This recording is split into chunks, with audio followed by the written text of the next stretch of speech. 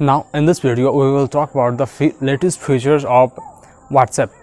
Here we will get these features are already available on iOS and just coming in Android. You may get it in beta version, but I won't suggest if you don't. It's because it's for testing, not for use. If you're using, then okay. The first feature you will get, it's dark mode. Here not only screen but also text and bubbles you will get in dark, and after that what we called delete. In earlier version you may get a delete for everyone, but recently it removed by WhatsApp and you will get a new features.